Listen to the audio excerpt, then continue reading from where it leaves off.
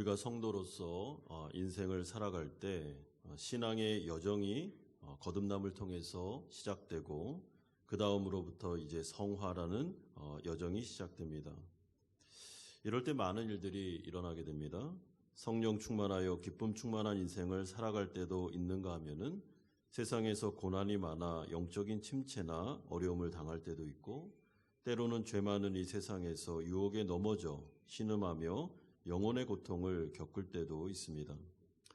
처음에 예수를 믿고 신앙을 출발할 때에는 이제는 모든 것이 다 잘 되고 잘 풀릴 거다라고 생각하지만, 막상 시간이 지나 인생을 살아가다 보면 신앙의 여정이 그렇게 만만치 않다는 것을 경험하게 됩니다.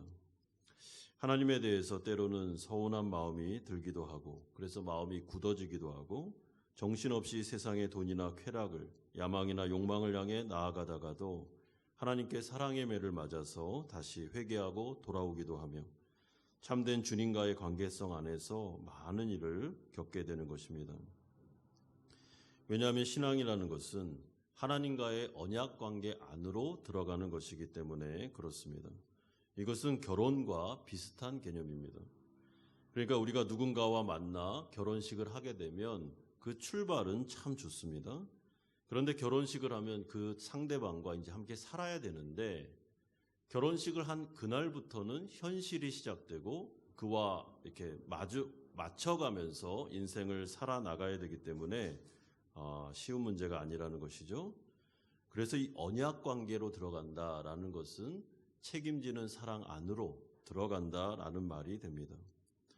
하나님께 대해서 우리는 책임지는 사랑을 약속했습니다. 오직 하나님만을 섬기고 그리고 하나님만을 사랑하며 이 세상을 살아가겠습니다. 우상 숭배하지 않고 하나님보다 더 좋아하는 것 이제는 저에게는 없습니다 라고 언약을 맺고 나아갑니다. 그런데 그것을 언약을 지킨다는 것이 쉽지가 않다는 것입니다. 왜냐하면 세상에는 유혹이 너무나도 많고 우리를 넘어뜨리려고 하는 그런 영적인 죄들이, 또한 사탄 마귀의 역사가 있기 때문에 그렇습니다. 저는 요즘 매일 새벽 예배를 통해 매일 성경 레위기를 보면서 인간의 연약함과 한계를 많이 느끼게 됩니다. 그러면서 하나님께서 예비해 놓으신 정결의 방편들, 제사제도를 통해 예언하신 예수 그리스도의 십자가 보혈과 은혜가 아니면 어떻게 죄 많은 인간이 거룩하게 살 수 있겠는가? 어떻게 하나님 앞에 바로 서서 그분과 바른 관계를 유지할 수 있겠는가라는 생각을 하면서 이번에 레위기를 보면서 정말 레위기는 은혜구나. 이거는 하나님께서 마련해 주신 우리와 너무나도 함께 여정을 걷고 싶으신 그 하나님의 그 깊은 뜻이 포함되어 있는 은혜 중의 은혜다라는 생각을 하게 되었습니다. 그러면서 레위기를 이렇게 보면서 히브리서 말씀이 자꾸만 생각이 났습니다. 레위기와 히브리서가 너무나도 연결이 잘 되는 정말 귀한 말씀이구나 하면서, 정말 하나님이 이토록 우리를 사랑하셔서 우리와 동행하고 싶어 하시고 어떻게든지 실패했더라도 다시 일어날 수 있는 방법을 주시고 다시 새 출발할 수 있는 방법을 주시는구나. 그리고 그것이 대속죄일, 이 모든 제사제도가 예수 그리스도를 통해 성취됨으로 말미암아 이제 우리는 결코 정죄함 없이 하나님 앞에서 매번마다 은혜 가운데 살아갈 수 있게 되었구나라는 것을 생각할 때 얼마나 감사한지 모르겠습니다. 이런 점에서 호세아 말씀도 사실은 이렇게 잘 읽어보면 어떻게 보면 이스라엘 백성들에게 죄를 지적하고 어떻게 보면 그들에게 징벌을 주고 하는 내용처럼 보이지만, 호세아서는 하나님의 불붙는 사랑과 하나님의 놀라운 열정이 기록되어 있는 복음 중의 복음, 이것이 바로 호세아서입니다. 그래서 저는 예전에 이 호세아서를 강해를 다 한 다음에 호세아서를 한마디로 요약해라 그러면 하나님의 불붙는 사랑, 하나님 나라 백성들을 향한 포기할 수 없는 그 하나님의 열정이라고 저는 혼자 개인적으로 정의를 내린 적이 있습니다. 여러분, 하나님이 우리를 사랑하시는데 하나님은 절대로 우리를 포기하지 않습니다. 하나님이 한번 언약을 맺으면 끝까지 갑니다. 그래서 그 일어나는 모든 일들은 다 사랑 안에서, 은혜 안에서 일어나는 것입니다. 마치 부모가 자녀를 대할 때 언약 안에서 매를 댈 때도 이게 사랑의 매인 것처럼 하나님은 늘 언제나 자신의 백성들이 잘 되기를 바라고 영적으로 하나님 앞에서 아름다운 인생을 살기를 원하시고 계십니다. 그런 맥락 속에서 오늘 본문을 보셔야 됩니다. 첫 번째로 우리가 살펴볼 내용은 이스라엘의 영적인 상태가 1절에서 8절 그리고 11절에 나타나는데 이들은 금방 하나님과의 언약을 어기고 우상 숭배의 자리로 나아가게 됩니다. 여러분 2절에 보시면 그들이 두 마음을 품었으니 라고 말하는데 이 두 마음이라는 것은 쉽게 말해서 하나님과 세상, 그러니까 하나님과 성공과 번영을 함께 누리고 싶은 마음을 말합니다. 그러니까 하나님도 섬기고 그리고 우상도 섬기고 싶은 마음, 두 집 살림을 하고 싶은 마음 이런 거죠. 본처도 있고 그리고 후처도 있는 이런 인생을 살고 싶은 마음을 말하는 것입니다. 여러분 구원받은 성도들에게도 미묘하지만 이런 마음이 마음에서 공존할 수 있습니다. 그러나 성령께서 함께 하셔서 그 마음을 죽이고 하나님의 언약을 지키면서 한 마음으로 살아가는 것이 청결한 인생이고 하나님이 원하시는 인생이다라고 생각해야 되는데 이스라엘 백성들은 그렇게 하지를 못했습니다. 그래서 그들의 마음속에 이제 구원받았으니까 이제 구원의 문제는 끝났고 이제는 하나님을 등에 업고 이 세상에서 어떻게든지 성공하고 돈 많이 벌고 안정되게 부강하게 사는 것이 신앙의 목표다라는 식으로 그들이 살게 된 것이죠. 그래서 하나님은 반드시 나를 세상에서 하나님 잘 믿으니까 성공하게 해주셔야 됩니다 라는 생각을 가지고 살았습니다. 그런데 여기서 반드시라는 그 생각이 사실은 하나님의 뜻과 잘 어울리지를 않았습니다. 왜냐하면 하나님은 주권자 되시기 때문에 하나님 나라 백성들이 자기만으로 만족하길 원했습니다. 하나님 앞에 구원받은 것만으로도 만족할 수 있는 신앙을 하나님은 기대하셨습니다. 하나님을 사랑하되 온 마음과 뜻과 정성을 다해 하나님의 존재 자체로 만족하는 성도들, 그것으로 행복해하는 성도들, 그것을 원하셨던 것입니다. 그러나 이들은 그런 신학적인 개념이 잘 없었습니다. 하나님으로 만족하는 게 뭐야? 구원이라는 것은 그냥 구원의 티켓을 따서 천국 가는 게 보장된 상태로 그리고 이제는 이 세상에서 잘 살아야 되는 것 아니야? 라는 생각을 가지게 된 것입니다. 이것이 하나님의 생각과 잘 어울리지를 않았습니다.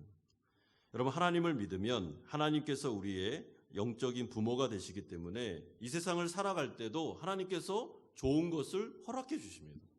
그리고 하나님께서 주시는 그 은혜는 우리가 마땅히 받아 누려도 됩니다. 예를 들어서 하나님께서 은혜 안에서 우리에게 물질을 주시면 그것을 잘 사용하고 하나님께 영광, 이웃을 사랑 이렇게 잘 쓰면서 하나님께 드리면서 신앙생활을 하면 됩니다. 그런데 문제는 그것으로 만족하지 못하고 하나님은 반드시 나에게 번영을 주셔야 된다. 그리고 그러지 않을 경우에는 하나님에 대해서 하나님을 섬기지 않고 우상을 섬길 수밖에 없다라는 생각을 가지게 될 때 신앙은 타락하게 되는 것입니다. 그래서 이들이 가나안 땅에 들어가서 신앙생활하면서 우상 숭배로 나아가게 됩니다. 왜냐하면 하나님만을 섬기다 보니까 농사 짓는 거나 아니면 삶의 터전에 있어서 그들은 이미 바알과 아세라를 섬기고 있었고 농사법을 알고 있었는데 바알과 아세라를 섬기는 게 훨씬 더 세상에서 잘 살 수 있다는 것을 그들이 두 눈으로 목격하게 됩니다. 물론 그게 아닌데도 그런 현상들이 나타나니까 바알과 아세라가 이 세상에서는 좋은 신이구나라고 생각한 거죠. 그래서 지금으로 말하면 베델, 하나님의 집이라는 곳에 우상을 버젓이 세워놓고 두 마음을 가지고 그들은 신앙생활을 하고 있었습니다. 쉽게 말하면 주일에는 교회 가는데 6일 동안 세상을 살면서는 하나님 나라 방식이 아닌 이 세상이 원하는 방식대로 삶을 살아가게 된 것입니다. 그래서 이들의 신앙이 굉장히 허무하고 공허한 인생을, 무게중심이 없는 인생을 살아가게 됩니다. 7절에 보면 이스라엘 지도자들의 신앙이 평가되는데요. 사마리아 왕은 물 위에 있는 거품같이 멸망할 것이며, 여기서 물 위에 있는 거품이다라는 것은 이리저리 흘러 떠내려가는 허무한 인생을 말합니다. 그리고 11절에는 이스라엘 백성들의 신앙이 평가되는데 에브라임은 마치 길들인 암소 같아서 곡식 밟기를 좋아하나. 여기서 길들인 암소, 이 말은 어떤 신학자가 이렇게 표현했습니다. 하나님의 말씀인 율법의 호화로운 교육을 받았지만, 지금으로 말하면 성경 공부는 많이 했지만 실제 삶에서는 그 말씀이 전혀 실천되지 않고 적용되지 않으면서 세상적인 방법으로 살아가는 삶, 그러니까 말과 행동이 다른 신앙, 이것을 바로 에브라임의 길들인 암소 같다라고 표현하고 있습니다. 경건의 능력은 없으면서 경건의 모양만 있는 신앙, 이것이 바로 이스라엘 백성들의 신앙 상태였습니다. 이 부분에 대해서 하나님은 두 마음을 가졌다. 나는 그것이 싫다. 너희들이 정말 나를 사랑하냐? 나를 사랑해서 신앙생활을 하고 있느냐? 마음속의 중심에 사실은 하나님 사랑이 아닌 이 세상에 있는 탐욕이, 욕망이 자리 잡고 있지 않느냐. 네 마음을 좀 들여다봐라 하면서 불쾌감을 내비치고 있습니다. 여러분, 그러므로 신앙생활을 할 때 우리가 하나님으로 말미암아 만족하고 구원으로 만족하면서 나에게 주시는 모든 것들은 사실은 하나님이 주신 은혜요, 덤이다라고 생각하고 자족하는 신앙을 배워야 됩니다. 물론 하나님께 나아가서 기도할 수 있습니다. 간구할 수 있습니다. 그러나 그 부분에 있어서 우리가 욕심을 내다 보면 우리의 신앙이 두 마음을 품는 순수하지 않은 신앙으로 나아갈 수밖에 없고, 그러다 보면 신앙이 자꾸만 형식적이 되면서 마음이 세상으로 막 쏠리게 됩니다. 그리고 하나님에 대해서는 공허한, 하나님에 대해서는 허무한, 그러니까 하나님에 대해서는 자꾸만 마음이 식는 것들을 경험하게 됩니다. 그래서 이 마음이라는 게 참, 인간의 마음이 참 무섭습니다. 여러분, 인간의 마음은 두 마음을 품기가 참 어렵습니다. 그러니까 두 사람하고 결혼한다? 이거는 재앙입니다. 왜냐하면 마음이 나뉘기 때문에 그렇습니다. 타부족 같은 경우는 뭐 부인을 여러 명 두고 이런 일도 있는데 이해가 잘 안 됩니다. 그게 가능할까라는 생각이 듭니다. 여러분, 한 사람을 사랑하든지 아니면 이 사람을 포기하고 다른 사람으로 가든지 이런 거지, 두 마음을 품으면서 제대로 된 행복한 인생을 살아갈 수 없다라는 것이 성경적인 관점입니다. 이런 점에서 하나님과 우상을 같이 섬길 수 있을 거다. 그러니까 구원도 붙잡고 세상에서의 성공도 붙잡을 수 있다라고 생각한 이스라엘 백성들의 그 생각은 잘못되었다. 불가능하다라는 것이 하나님의 평가였고, 하나님은 굉장히 이 부분에 대해 불쾌하다라고 말씀하고 있습니다.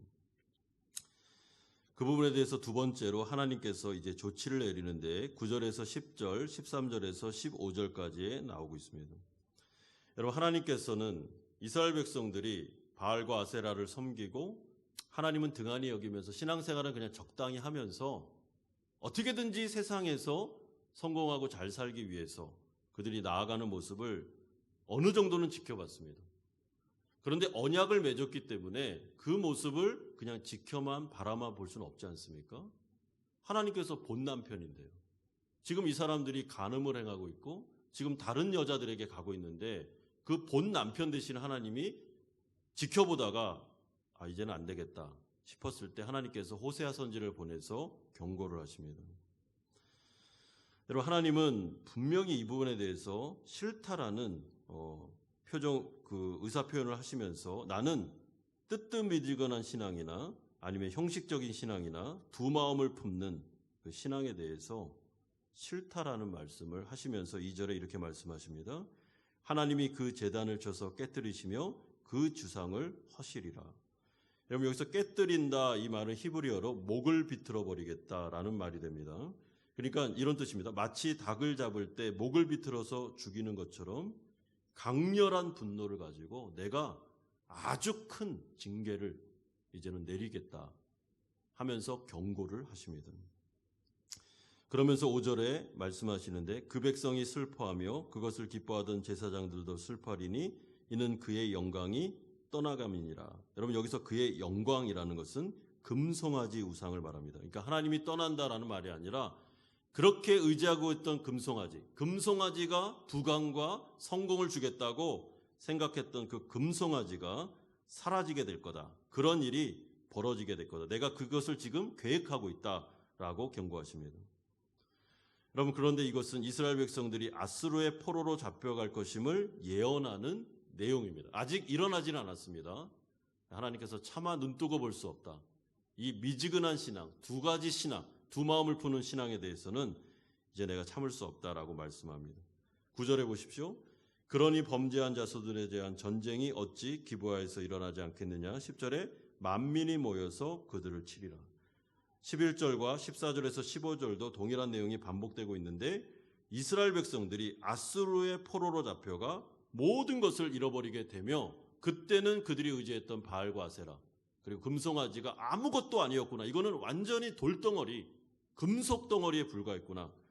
내가 이것을 의지한 것이 정말 잘못된 것구나라는 것을 그들이 깨닫는 일이 벌어지게 될 거다라고 말씀하고 있습니다. 그러므로 신앙생활을 할 때 우리가 좀 집중해서 살펴봐야 되는 게 뭐냐면 우리의 마음의 상태입니다. 그리고 우리의 신앙을 좀 점검해 볼 필요가 있습니다.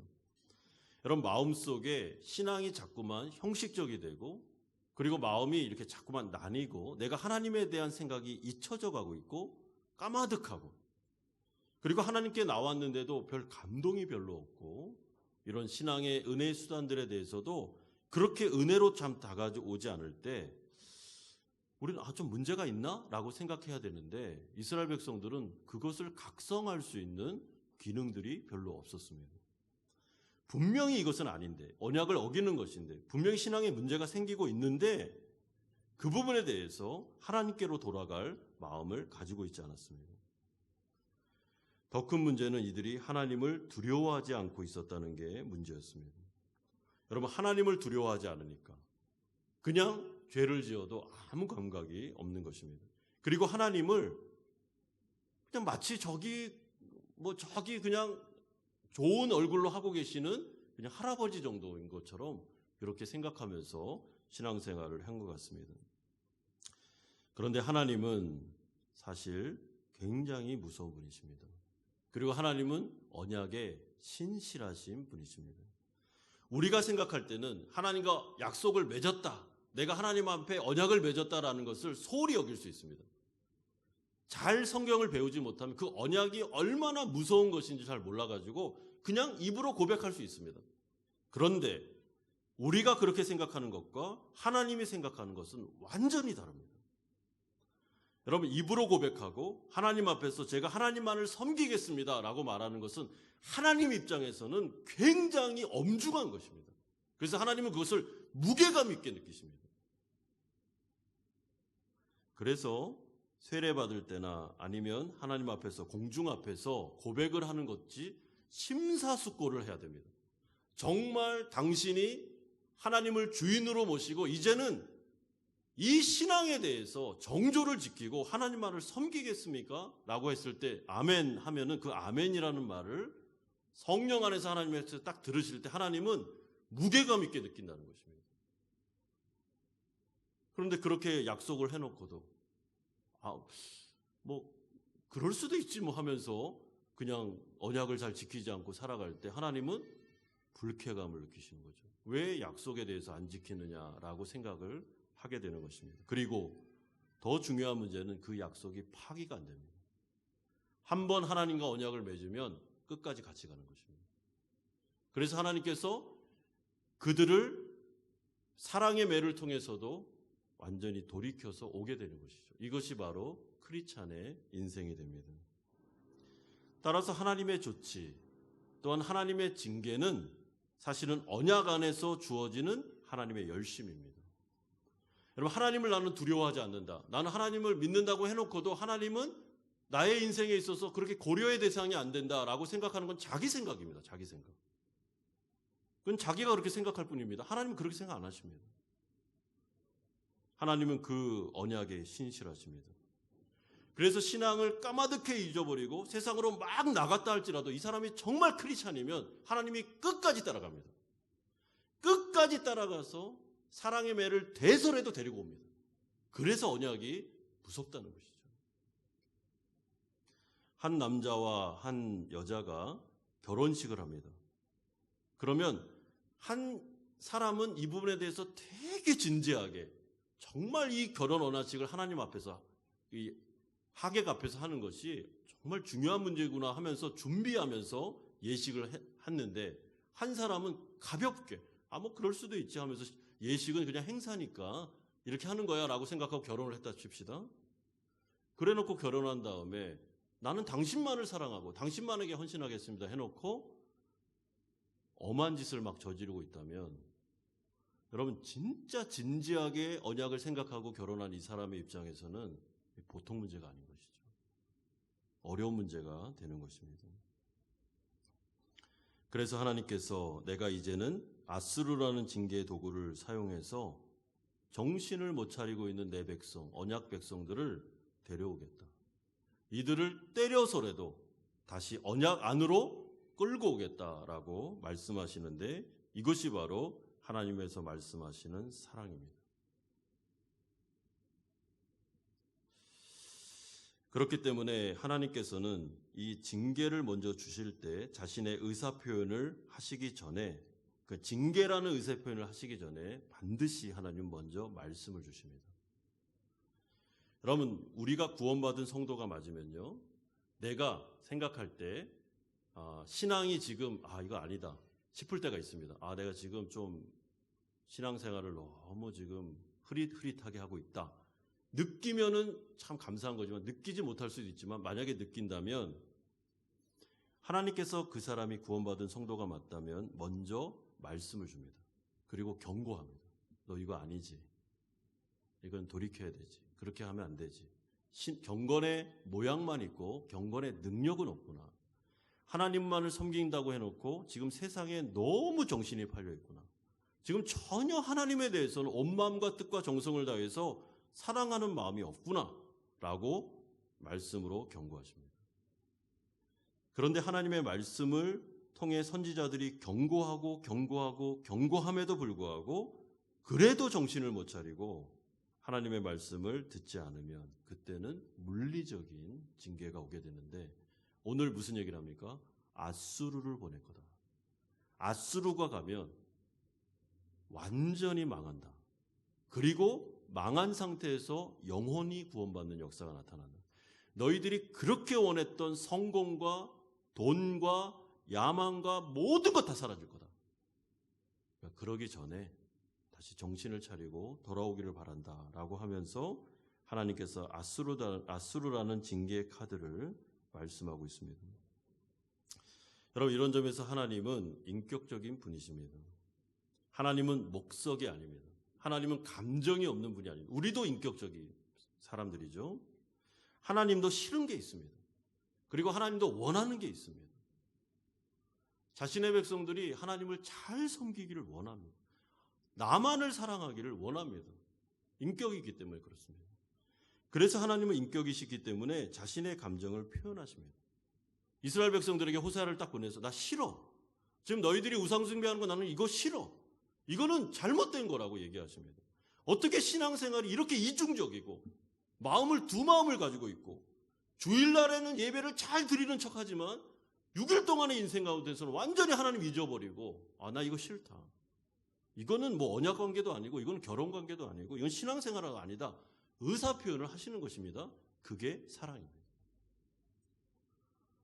여러분 부부관계에도 상대방이 잘못했을 때 말을 하는 것은 사랑하니까 말하는 겁니다. 경고하는 것도 사랑하니까 말하는 겁니다. 그런데 그게 심해져서 아무리 말을 해도 안 되고 안 고치고 정말 나를 사랑하지 않는 것처럼 그런 삶을 계속 살아가면 그때는 어떻게 됩니까? 말 안 합니다. 말 안 합니다. 그럼 말 안 하기 시작하면 무서운 것입니다. 그게. 제가 예전에 어떤 TV를 보니까 요즘에 그 황혼이혼이라는 게 많아진다고 그러더라고요. 그러니까 여성들이 너무 많이 참은 거예요. 막 20년, 30년 동안 진짜 너무 많이 참고 괴로워하다가 나중에 황혼 때 가서 보복하는 거죠. 참다.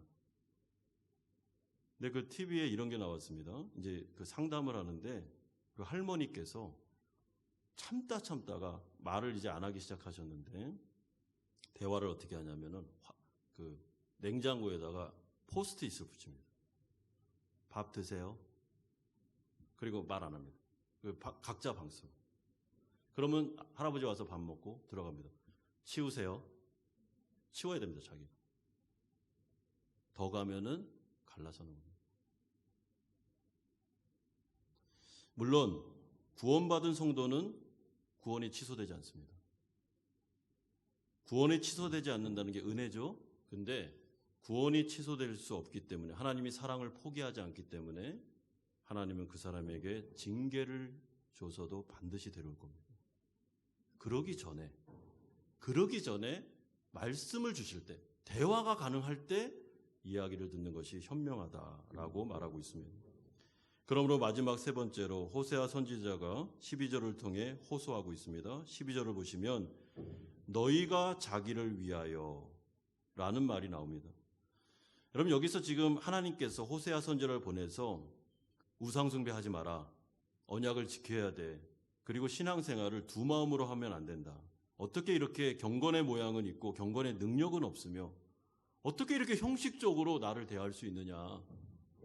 예배도 형식적이고 늘 하나님에 대해서 마음도 없고 늘 마음은 세상에 가 있으면서 그냥 때가 되니까 아무런 마음과 감동도 없이 예배에 나올 수 있느냐. 나 이거 싫다.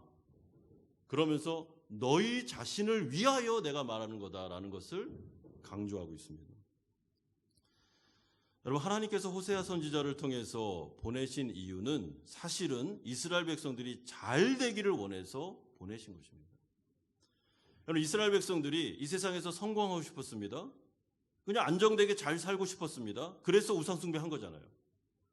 그런데 하나님 입장에서는 그거 돌덩어리고 나무덩어리고 아무것도 아닌데 너희들이 진짜 원하면 나와 바른 관계를 맺고 하나님 앞에서 잘 살아가고 순종하면서 살아가면 너희를 위해서 내가 역사할 거다. 그러니까 너희 자신을 위해서 하는 말이다라는 이야기를 해주고 있습니다. 여러분, 그런데 이스라엘 백성들이 왜 이렇게 하나님을 믿는 것이 어려웠냐면요.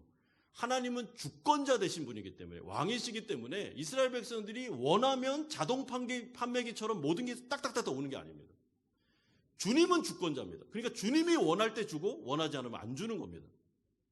이것이 너무나도 어려운 것이죠. 이스라엘 백성들은 그런 신앙은 어려워서 못하겠다라고 생각했고, 바알과 아세라는 그냥 무조건 제사만 드려주면 무조건 복을 주니까 자동 판매기처럼 삭삭삭삭 나오니까 우상을 섬긴 것인데, 하나님께서 하시는 말씀은 그거는 진짜 복을 주는 게 아니다. 돌덩어리와 나무덩어리에 불과하다라고 말씀하십니다. 그러면서 너희들을 위해서 내가 다시 말씀을 주는데 아수르가 오기 전에 마음을 좀 돌이키면 좋겠다고 기회를 주고 있습니다. 12절에 공의를 심고 인애를 거두라, 너희 묵은 땅을 기경하라. 여러분, 여기서 공의를 심으라라는 것은 마치 농부가 한 해 농사의 풍작을 위해서 씨를 뿌리고 가꾸는 것처럼 여기서 공의, 이 의라는 것은 하나님과의 바른 관계를 말합니다. 그러니까 하나님과의 바른 관계를 유지하기 위해서 농부가 씨를 뿌리고 애쓰면서 농사를 짓는 것처럼 너희들의 시간과 노력과 모든 것을 할애해서 하나님과의 바른 관계를 회복하기 위해서 애를 쓰라는 것입니다. 지금은 그럴 때다라는 것이죠. 여러분, 부부관계에 있어서 지금 한 사람이 기분이 굉장히 상했습니다. 왜냐하면 상대방이 자기만을 사랑을 안 해요. 지금 마음이 딴 데 가 있습니다. 그리고 집에 와도 아무런 사랑하는 표현도 안 하고, 그래서 이것을 느낀 지가 오래됐습니다. 지금 사랑의 관계성에 문제가 있습니다. 그래서 몇 번 경고했습니다. 그렇게 하지 말라고. 좀 나를 좀 사랑해달라고. 몇 번 경고했는데 그게 안 됩니다. 그랬을 때 대화가 끊어질 쯤 해서 이제 얘기를 하는 것입니다. 당신 노력해야 된다고. 당신 노력해야지 우리 관계가 좋아진다고 라는 말을 한 것이죠. 비슷한 것입니다. 하나님께서 지금 이스라엘 백성들에게 나랑 바른 관계를 지금 유지하려고 하려면 노력을 해야 된다. 시간을 내야 되고 애를 써야 되고 뭐 선물을 드리든지 뭔가를 해서라도 지금 이런 삶의 패턴으로는 안 된다라는 이야기를 지금 하나님께서 하시는 것입니다. 일주일의 시간 속에 나 생각하는 게 몇 시간이나 되냐? 일주일의 순간 속에서 나에 대한 시간을 어느 정도 할애하고 있느냐? 너의 마음이 어디에 갔느냐? 노력해야 된다라는 이야기를 해주고 있습니다. 그래야 인애를 거둘 거다라고 말하는데, 여기서 인애라는 것은 하나님께서 반드시 인생을 책임져 주시는 은혜를 경험하게 될 거다라는 축복의 내용입니다. 하나님과의 바른 관계가 회복하면 우상 숭배하지 말고 하나님과의 바른 관계를 위해 노력하면 하나님께서 너희들의 인생을 책임져 준다는 것입니다. 이 세상에서도 살 수 있도록 해줄 거다. 그러니까 우상에게 가지 말고 나에게 오라고 말씀하고 있습니다. 그러기 위해 중요한 것이 바로 묵은 땅을 기경하라라는 말씀입니다. 여러분, 여기에서 하나님께서 너의 신앙을 회복했으면 좋겠다라고 말하는 이 말 속에 첫 번째 단추가 묵은 땅, 마음에 있다는 것을 생각하셔야 됩니다.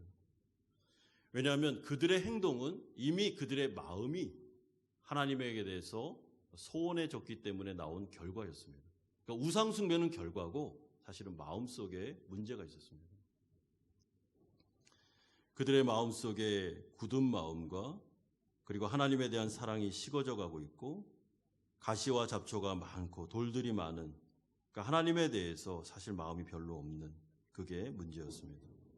그래서 자꾸만 마음이 이렇게 굳어져 가고 있었습니다. 신앙이 식어져 가고 있었습니다. 그 부분에 대해서 하나님께서 얘기를 하십니다. 그 굳은 마음을 다시 회복하면 좋겠다 말씀하고 있습니다. 여러분, 이 굳은 마음을 회복하기 위해 중요한 것은 성령의 은혜가 필요합니다. 우리 안에 내재하시는 성령께서 우리 안에 말씀을 주시고 또한 은혜의 수단들을 통해서 하나님을 바라보게 하실 때 성령을 의지해서 그 말씀을 귀담아 듣고 하나님께 나아가서 부르짖는 게 중요합니다. 그러면서 호세아는 12절을 통해서 지금이 곧 여호와를 찾을 때라고 말씀하고 있습니다. 다시 말해, 지금 이 기회를 놓치면 안 된다. 말씀으로 하나님께서 주실 때, 아수로가 오기 전에 하나님께서 내 마음속에 경고하실 때 이 말을 듣고 지금 여기서 하나님께 회개하고 마음에 있는 굳은 마음을 제거해버리고 하나님 앞에 부르짖으면서, 하나님, 제 마음에 문제가 있었군요. 제가 사실은 호세아 선지자가 이렇게 외칠 때 이 말씀을 잘 들어야 됐는데 이 말씀이 들리기 시작했을 때 하나님 앞에서 반응을 해야 된다는 것입니다. 여러분, 지금으로 따지면 설교를 듣거나 성경 공부를 할 때 하나님께서 자꾸만 제 마음을 치는 거죠. 우리의 마음을. 너 지금 문제가 있다. 네 마음속에 지금 하나님이 싫어하는 게 있어. 그리고 하나님과의 관계에 지금 문제가 너무 심각하구나. 왜 이렇게 마음이 굳었냐. 그리고 하나님에 대한 생각이 왜 이렇게 없냐. 하나님에 대해서 왜 이렇게 마음이 식었냐. 그리고 내 마음엔 두 마음이 있냐. 이 마음이 너무 복잡하구나. 그래서 영적으로 너무나도 많이 하나님을 떠나 있구나라고 깨달음이 올 때가 있습니다. 여러분, 그 기회를 놓치면 안 됩니다. 어느 날 말씀을 듣는데 내 마음을 그 말씀이 치고 있다면 경고의 말씀이죠. 다시 마음을 돌이키고 하나님 앞에서 이 마음을 내어놓고 성령 하나님께 회개하고, 하나님 잘못했습니다. 제가 하나님에 대해서 너무 마음이 사실은 식어 있었습니다. 저의 신앙에 문제가 있었습니다. 용서해 주십시오. 성령께서 저와 함께 해주시고 이 마음에 청결한 마음을 주시고 회개하는 심령 가운데 제 용서와 다시 은혜가 부어지는 역사들, 내 마음속에 하나님을 향한 사랑과 공의가 다시 회복될 수 있도록 저에게 하나님께서 은혜 주시면 좋겠습니다 라고 나아가라는 것입니다. 여러분, 그러면 어떤 일이 벌어집니까? 12절에 마침내 여호와께서 오사 공의를 비처럼 너희에게 내리시리라. 그럼 여기서 마침내라는 말은 미래의 결정적인 전환점인데, 이것은 사실은 이렇게 번역하는 게 좋습니다. 마침내 어쩔 수 없어서 온다 이런 게 아니고 하나님은 기다리고 계시는데 그 마음을 가지고 회개하는 심령이 나타나기만 하면 하나님께서 불같은 사랑으로 그를 회복시켜 주신다는 것입니다. 하나님의 임재가 나타날 것이다. 그의 마음속에 기쁨이 회복되고 신앙이 회복되면서 그 회개와 하나님의 은혜를 구한 그 역사를 통해 성령께서 다시 충만함을 주면서 신앙이 제자리로 돌아오는 역사가 곧바로 그 시간에 일어날 수 있다라고 말씀해 주는 것입니다. 그러므로 12절을 잘 번역하고 또한 이 호세아서 10장을 잘 이해하려면 하나님께서 애타게 이스라엘 백성들을 찾으면서 정말 나에게 뜨겁게 사랑하는 백성들을 원해서 호세아를 보내서 이런 경고의 말씀을 주는데, 이 말씀을 기다려 들은 성도가 그 말씀을 듣고 깨우치고 내가 문제가 있었구나, 하나님 앞에서 내가 회개하고 다시 신앙을 뜨겁게 회복해야 되겠구나라는 마음을 가지고 기도로 나아갈 때 하나님께서 마치 기다렸다는 듯이 찾아와서 영적인 회복과 신앙적인 회복을 그 자리에서 일으켜 주실 수 있다라는 이야기를 해주고 있습니다. 여러분, 그렇기 때문에 하나님은 사실 우리밖에 없습니다. 저는 이렇게 성경을 읽으면서 이게 참 기가 막힙니다. 왜냐하면 하나님이 굳이 우리를 이렇게까지 사랑하실 이유가 있을까라는 생각을 여러 번 합니다. 아니, 사랑을 하시되 어떻게 이렇게까지 사랑합니까? 마치 우리밖에 없는 것처럼 사랑합니다.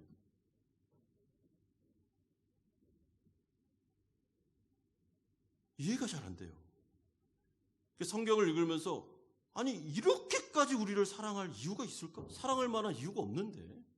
근데 성경의 메시지는 항상 그렇습니다. 내가 너희를 사랑한다. 너희밖에는 없다. 난 너희가 전부다라는 식으로 이스라엘 백성들을 사랑하고 있습니다. 여러분, 뜻을 돌이켜 하나님 앞에서 마음이 두 마음인 것을 회개하고 말씀을 듣고 잘못했구나, 내가 이렇게 하면 안 되겠네 해서 다시 뜨거운 사랑을 회복하여 하나님께 신앙으로 나아가면 그 은혜의 현장 안에서, 예배 안에서 우리의 마음이 전환을 일으킬 수 있습니다. 변화를 일으킬 수 있습니다. 이것이 바로 베드로전서에서 말씀하는 은혜의 혜택들이 그에게 부어질 수 있다는 것입니다. 마음에 성령 충만이 일어나고 마음에 감동이 일어나면서 하나님의 은혜와 평안과 말로 표현할 수 없는 기쁨과 회복의 역사가 일어나게 됩니다. 여러분, 레위기에서 대속죄일을 지금 우리가 보고 있죠. 요즘에 대속죄일의 포커스는 죄 용서의 은혜가 계속 매년마다 임한다는 것입니다. 그리고 매년마다 죄 용서받고 새 출발을 할 수 있습니다. 이게 은혜입니다.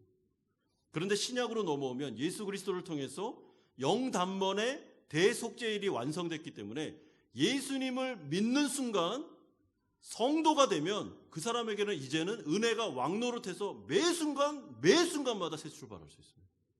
그러니까 이게 얼마나 은혜입니까? 여러분, 지금 예배 자리로 나오셨잖아요. 내가 어제 잘못했습니다, 하나님 앞에. 그러면 오늘 이 예배 시간에 하나님 앞에서 은혜를 구하고 회개하면 또 새 출발할 수 있다니까요. 또 은혜가 부어집니다. 엄청난 은혜의 현장에 우리가 와 있는 것입니다. 왜냐하면 하나님께서 우리를 너무나도 사랑하시기 때문에 그렇습니다. 사랑하는 성도 여러분, 우리가 오늘 이 예배 현장에 나왔는데 여기는 하나님께서 임재하시는 곳입니다.